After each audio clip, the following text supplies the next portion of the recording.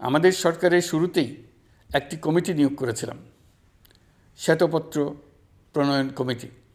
এই কমিটির কাজ ছিল অভ্যুত্থানের পর অর্থনীতি কোন পরিস্থিতিতে যাত্রা শুরু করলো তার একটা দলিল রচনা করা।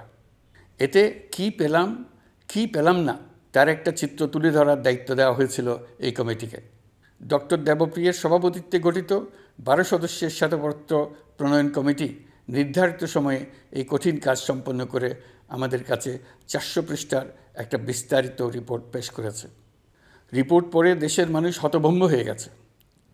দেশে বিদেশে অনেক প্রতিষ্ঠান ও ব্যক্তি গভীর আগ্রহ নিয়ে এই রিপোর্টটি সংগ্রহ করছে।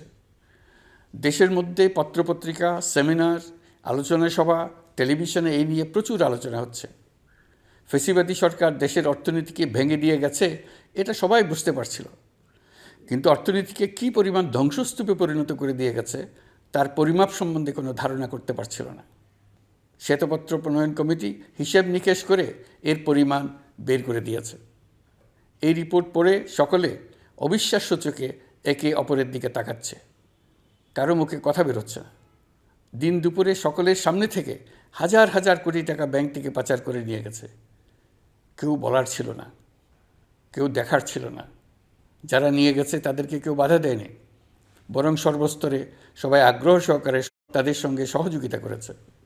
কারণ তারা সব আপন লোক।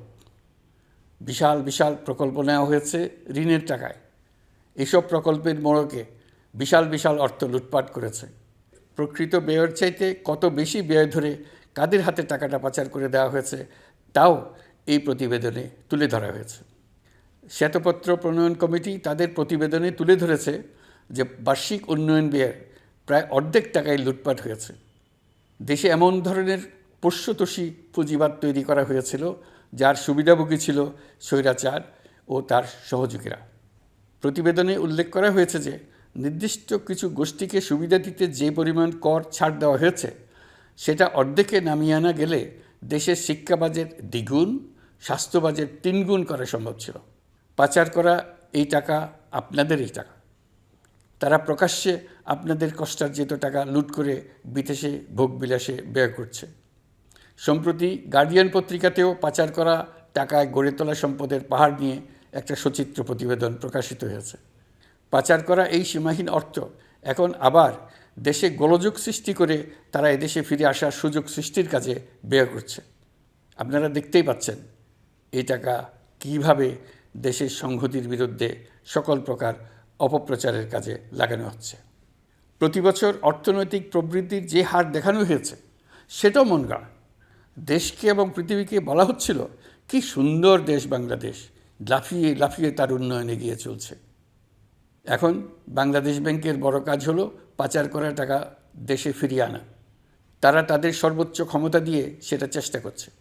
কাজটা কঠিন, কারণ এই বিষয়ক আইন কঠিন। আমরা বাংলাদেশ ব্যাংকের সাহস ও সমর্থন দিয়ে যাচ্ছি। বারবার বলছি, অন্তর্বর্তী সরকারের আমলে আংশিক টাকা হলেও যেন ফেরত আনা যায়।